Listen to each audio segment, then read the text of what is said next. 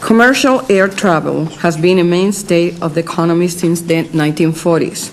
As the industry has evolved, businesses in both small towns and big cities have gained access to markets previously thought unreachable.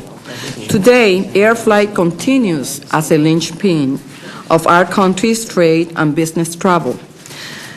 It not only drives the nation's $740 billion tourism industry, but it also sustains the economy.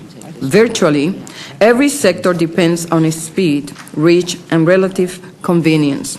Without airplanes, commerce as we know it will very simply cease to exist. But now, in the face of grave industry challenges, air travel has come to be as much of a hindrance as it is a help. Today, we're facing what can only be described as an air travel crisis. Last year, flight delays alone accounted for 20% of total air travel time, and according to the Travel Industry Association, proved to be far more than just an inconvenience to travelers. In fact, TIA estimates that delays dealt a $41 billion blow to the already struggling U.S. economy. In 2007 alone, delays accounted for $12 million in lost productivity. It seems airport waiting areas have become virtual black holes for business travelers, and it gets worse. These delays, when paired with soaring fare rates and exorbitant new passenger fees, are costing the economy an additional $26.5 billion. With prices skyrocketing and convenience plummeting, millions of Americans are turning away from the airlines altogether. Just last year, travelers opted out of 41 million domestic flights. These avoided trips are costing the U.S. economy billions of dollars, the brunt of which is being borne by our entrepreneurs. Small firms make up 97% of the travel and tourism industries, which drive a multi-billion-dollar sector of the national economy and have been hard hit by declining air travel. Perhaps not surprisingly, close to one-third of the economy's $26.5 billion setback has been shouldered by the entrepreneur-driven hospitality sector. The fallout of America's air travel crisis has reached beyond the travel and tourism sectors to threaten a myriad of other related businesses. In 2007, industry that relied on air travel suffered losses close to $10 billion.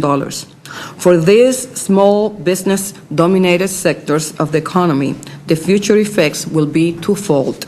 On the one hand, tourists may decide to forgo certain trips altogether. The other possibility is that travelers will simply scale back their travel expenditures, taking a chunk out of the entrepreneur-driven hospitality industry. Already, we are seeing hotels slash room rates in an attempt to attract these increasingly cost-conscious travelers. But consumers are not the only part suffering from our broken air travel system. A lack of runway capacity and regulations has forced many airlines small airlines into bankruptcy. And as these businesses fail, passengers are faced with fewer and more expensive choices. This means that small firms in certain regions will have less access to diverse markets and clients. Entrepreneurs currently make up 97% of exporting businesses. In our increasingly global economy, the last thing we need to do is create new roadblocks for them. There is not one single solution to these problems, and anyone who suggests otherwise is oversimplifying a very complex set of issues. Before attempting to tackle these challenges, there are a series of concerns we must first address. Not least of all is the severely deteriorated and inefficient infrastructure. As a result of this, airports are unable to accommodate today's volumes of planes and passengers. If we are to ease the congestion and curb delays, then we must first focus on improving and expanding airport infrastructure, both on the ground and in the sky. America's air travel system is broken. Massive delays and rising ticket prices have pushed the problem beyond the point of inconvenience. It is now a serious threat to both small businesses and our national economy. In today's hearing, we will discuss the current air travel system effect on small businesses and explore potential solutions for what has truly become a crisis in our skies.